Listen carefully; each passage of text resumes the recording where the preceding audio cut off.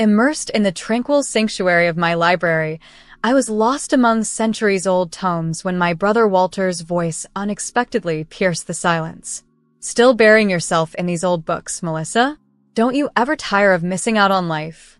His tone, a blend of amusement and criticism, echoed around the secluded rare book section. Looking up, I saw him casually leaning against a bookshelf.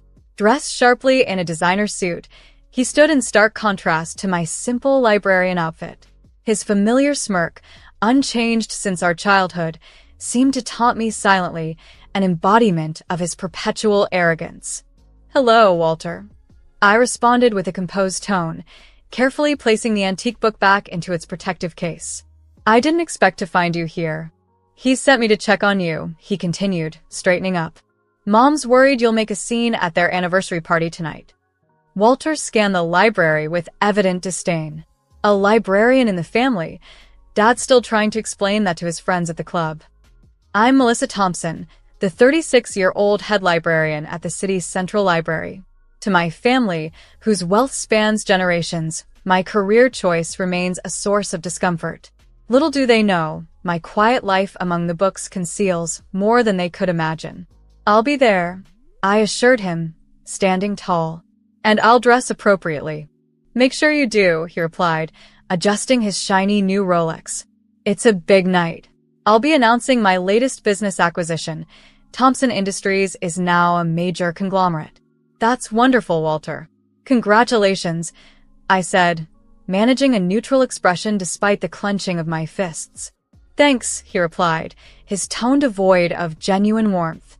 "You know, there's still time for you to join the real world. Our corporate library could use someone like you.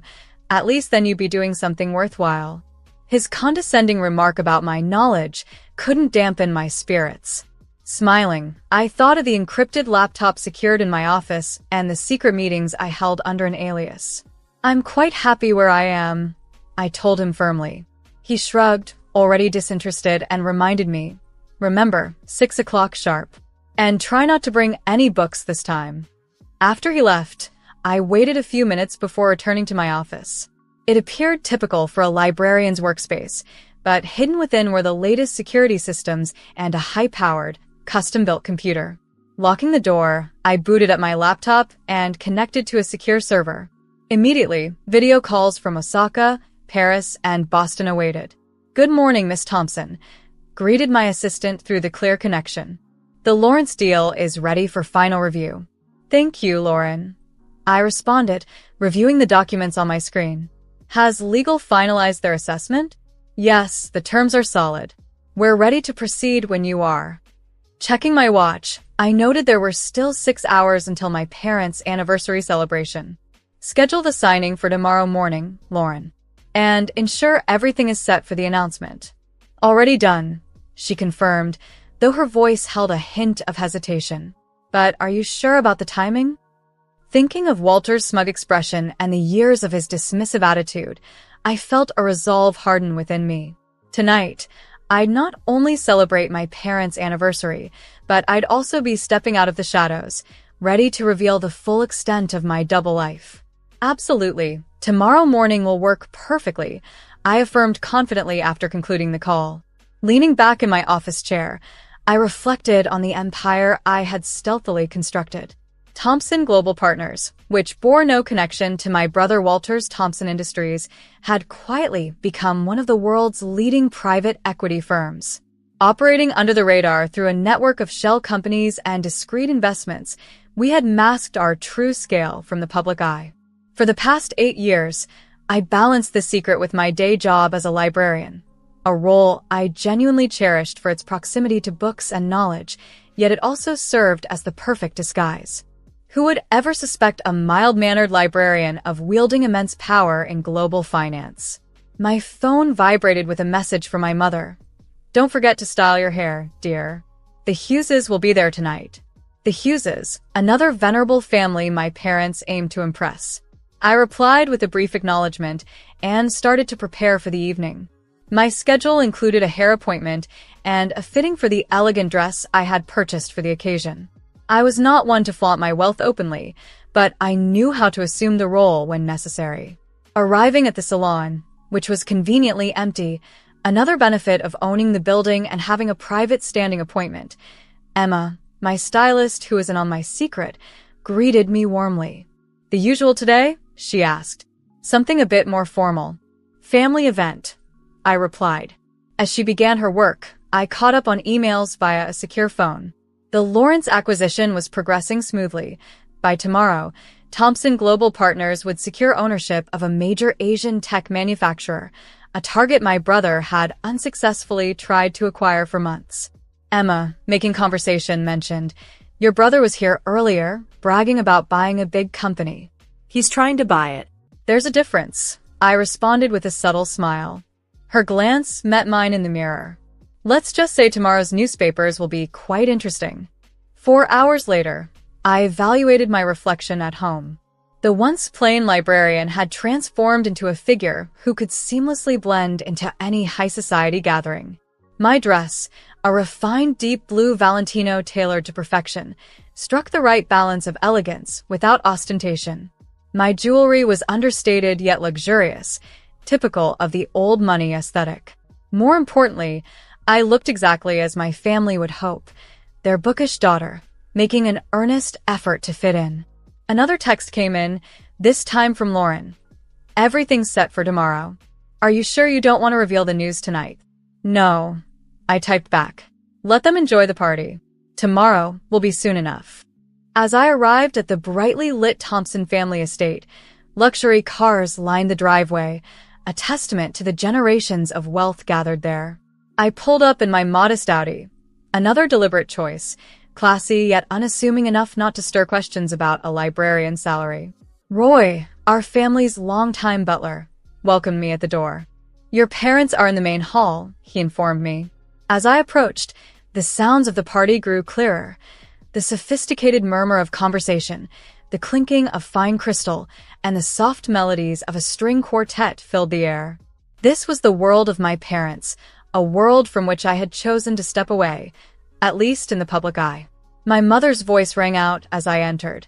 "Melissa, darling, you look presentable." Coming from her, it was high praise indeed. Hannah Thompson, my mother, had never truly forgiven me for choosing a life among books over the family business.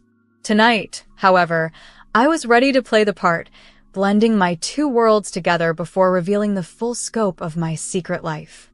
I had made an effort to look my best for the evening. "Happy anniversary, Mom." I greeted her, planting a gentle kiss on her cheek. She looked stunning as always.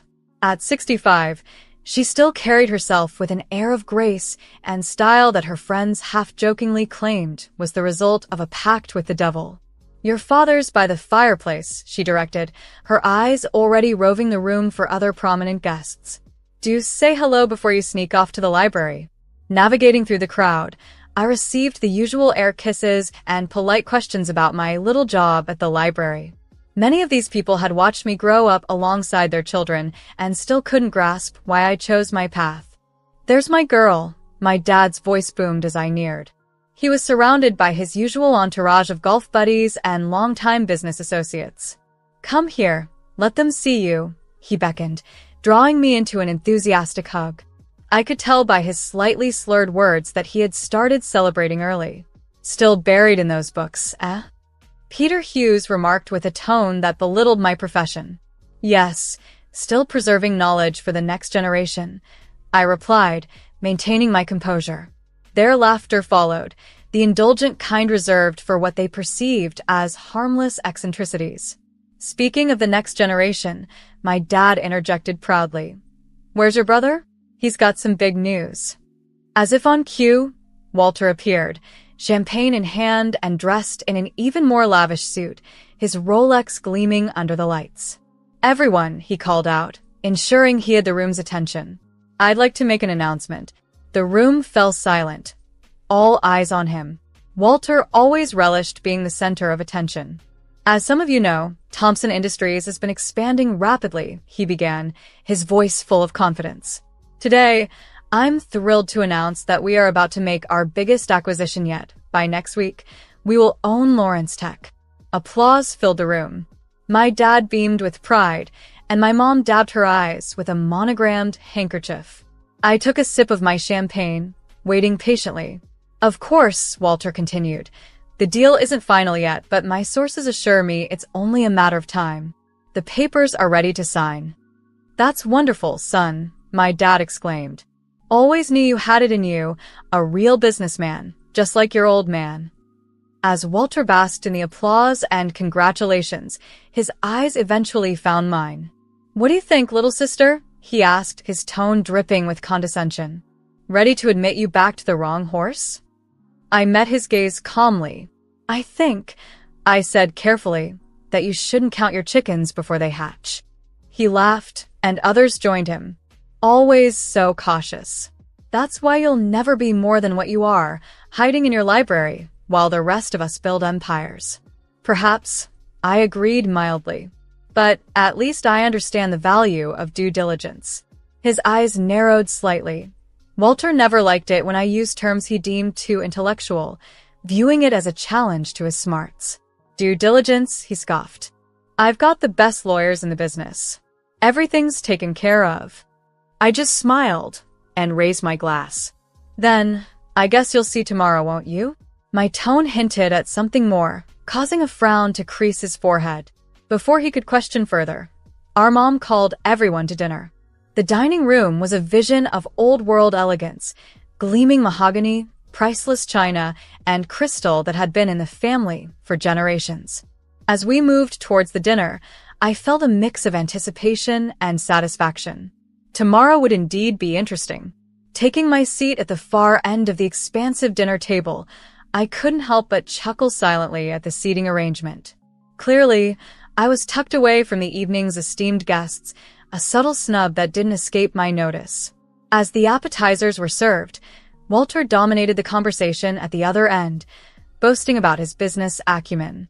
I engaged minimally, offering polite responses when necessary. Otherwise, I focused on the delightful cuisine.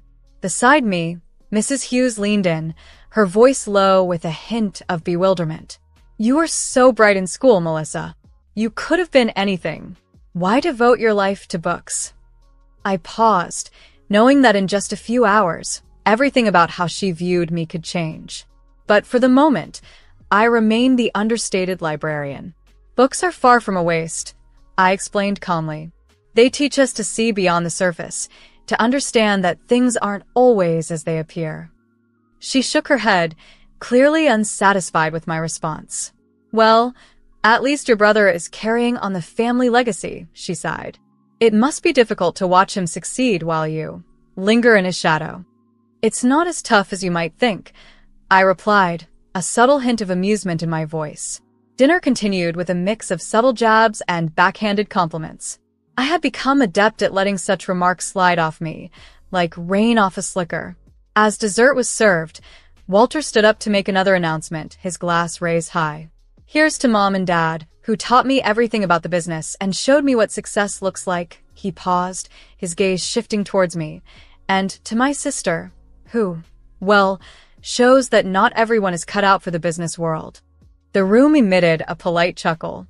I toasted along with them, my mind racing ahead to the documents set to alter the course of Thompson Industries and my press release scheduled for the morning.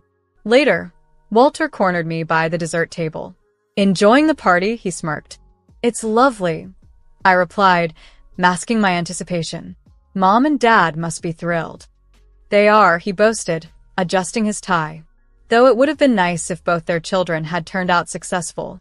I selected a chocolate truffle, examining it as if it held the secrets of the universe.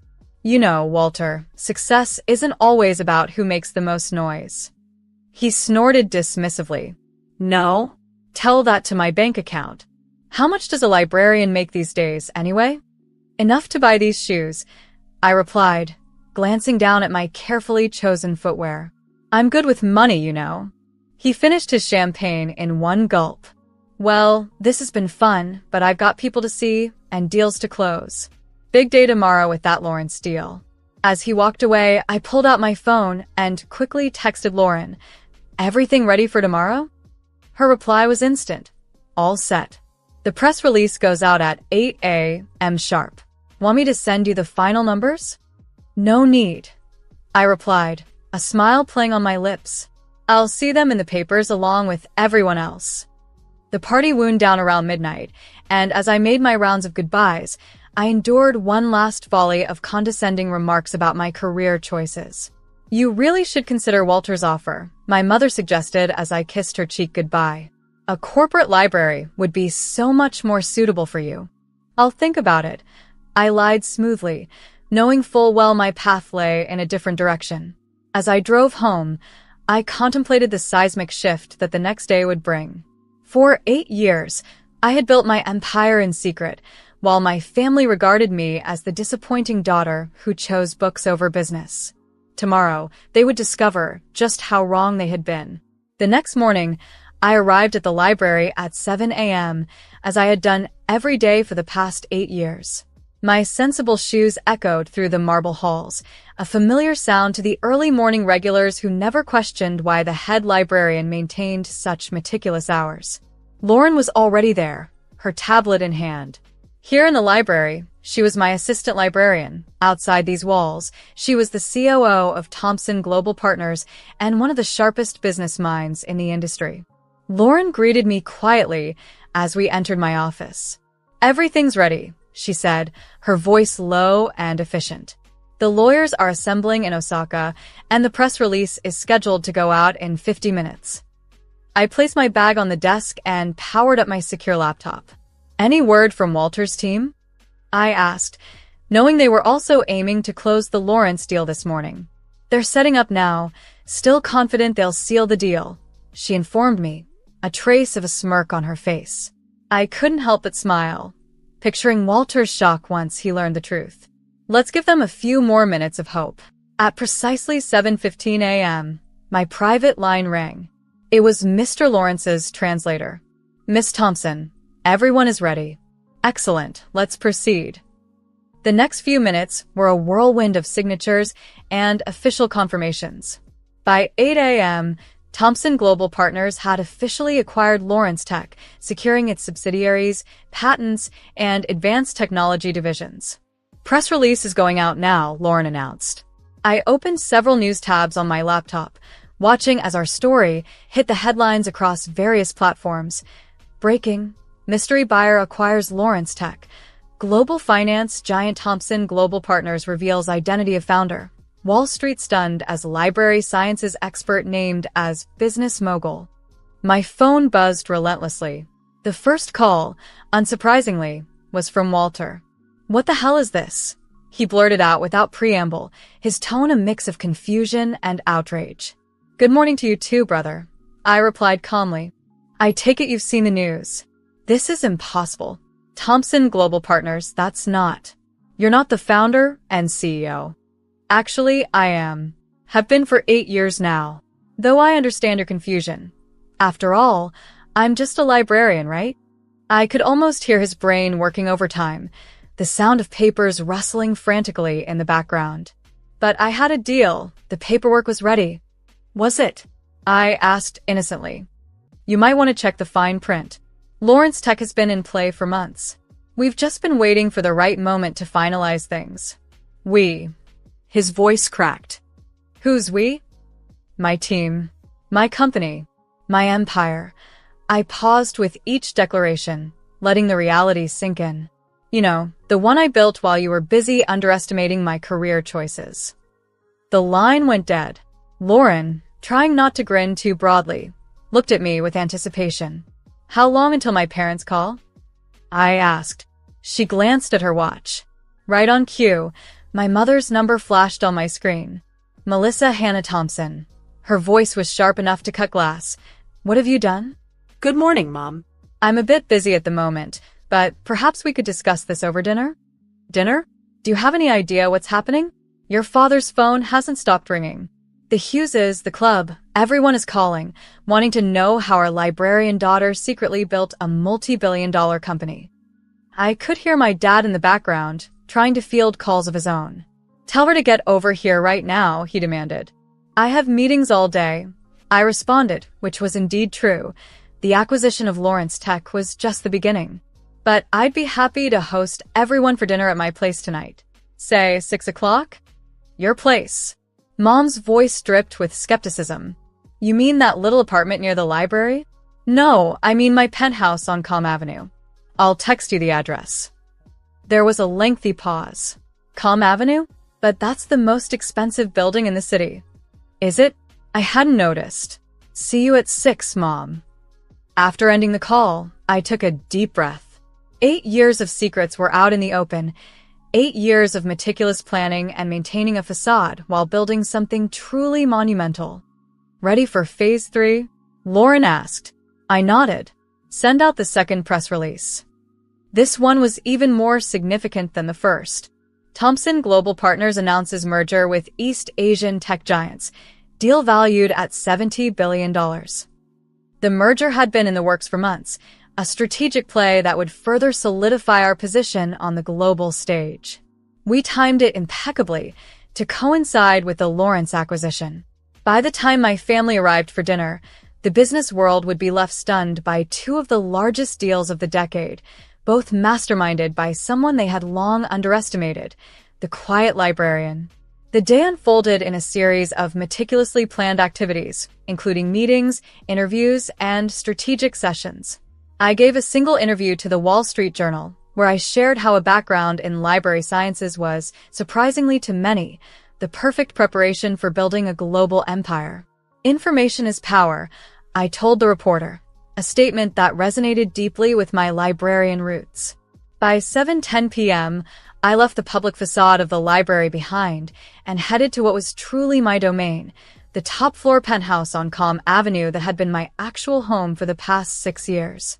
Although I maintained a modest apartment near the library to preserve appearances, it was here in the penthouse where my life's real work took place. My private elevator opened into a sprawling space that dwarfed Walter's corporate headquarters, with floor-to-ceiling windows offering a breathtaking view of the sea, and technology that connected me to my operations globally. Lauren had arranged for dinner to be catered by the city's top restaurant, another asset under the Thomson Global Partners umbrella. The dining room was set with the sort of understated elegance that whispered of old money and deep pockets. At precisely 6 p.m., my family arrived. Walter was the first to step out of the elevator, his swagger replaced by a barely contained fury. Mom and Dad followed, both appearing shell-shocked. Even Roy, the faithful butler, seemed at a loss, struggling to reconcile the image of the family's underachiever with the reality of one of the city's most affluent individuals. Welcome to my home, I greeted them, gesturing towards the expansive view. How long? Walter demanded, his voice tense. How long have I been lying to you? I clarified, moving towards the bar to pour myself a scotch. I haven't lied about anything. I am a librarian. I do love books. I also just happen to run a global financial empire. But why? Mom collapsed onto one of the Italian leather sofas, bewildered. Why the deception? Why let us believe that I was a failure? I finished for her, handing her a drink. Maybe because you never looked beyond your assumptions. You saw what you wanted, a disappointing daughter who chose books over business. Dad stood by the windows, staring out at the city. All this time, he murmured. All those companies, the mysterious acquisitions, that was you? Thomson Global Partners, Walter said flatly. The competition everyone's been trying to figure out. The shadow empire that's been reshaping the market. I couldn't help but smile. It does have a nice ring to it. However, I prefer to think of it as a knowledge empire. After all, isn't that what you taught me, Dad? Knowledge is power. He turned, looking at me with new eyes, respect replacing the usual frustration. The Lawrence deal, he said slowly. How long have you been planning that? About 8 months, I explained. Though I've owned a controlling interest in their subsidiaries for over a year. Walter's face changed from anger to disbelief. You've been playing me all this time. Not playing, Walter. Competing. Isn't that what you always wanted? A real contest to prove who's better at business? But it wasn't fair, he exploded. You had inside information, secret resources. Inside information? I laughed, the sound echoing around the plush room. You mean like the kind you brag about getting from your golf buddies? The deals you close on private yachts and at exclusive resorts? No, Walter. I built my empire with nothing but intelligence, hard work, and an understanding of how crucial information flows. Setting my glass down with a soft clink, I looked around at my stunned family. This empire was built on skill and strategy, not just capital and connections. It's not just about who you know, but what you know and what you do with that knowledge. At the small library that shaped my intellect, I gained an advantage not obvious to others. One evening at dinner, amid palpable tension, my mother observed our luxurious surroundings, noting my apparent affluence. My father, lost in thought, seemed to be reevaluating his past business decisions. Breaking the silence, my mother commented on the elegant dinner setting, linking it to my lavish spending. I lightheartedly redirected her focus to the essentials. My brother Walter, clearly uneasy, questioned my future business moves. I proposed a partnership, explaining that his company needed modernization and a global perspective which I was ready to provide.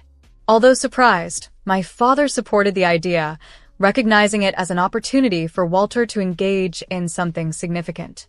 As dinner progressed, it became a moment of revelation and reconciliation.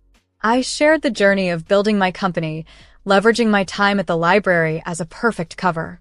Walter's initial skepticism shifted to admiration and engagement in our potential partnership.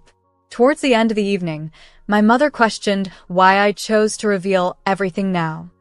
I explained the importance of showing that success doesn't always conform to traditional symbols like suits and luxury watches. Walter added that it's also a reminder not to judge superficially. After everyone left, I reflected on the evening with Lauren, my confidant. The stocks were up, indicating positive market reactions. We planned to officially announce the merger soon, hoping by then Walter would fully embrace this new collaborative approach. This evening was not just a dinner, but a turning point, challenging old perceptions and paving the way for a new understanding of success.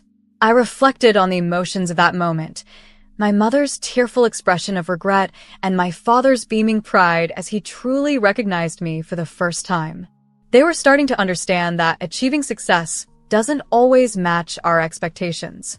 The following day, I entered the library at the usual time. The familiar faces were all in their usual places, casually greeting me, their cherished librarian. Even though my face had been featured in every major business magazine across the country, their demeanor toward me hadn't changed. This was perhaps my most significant triumph. In a world preoccupied with appearances and prestige, I had built something authentic, something that stood on its own without the need for designer brands or societal endorsements to validate its importance. I was still the same librarian, still passionate about books, yet now I was also a billionaire. After all, knowledge comes in various forms, and sometimes the most influential individuals are the ones you least anticipate.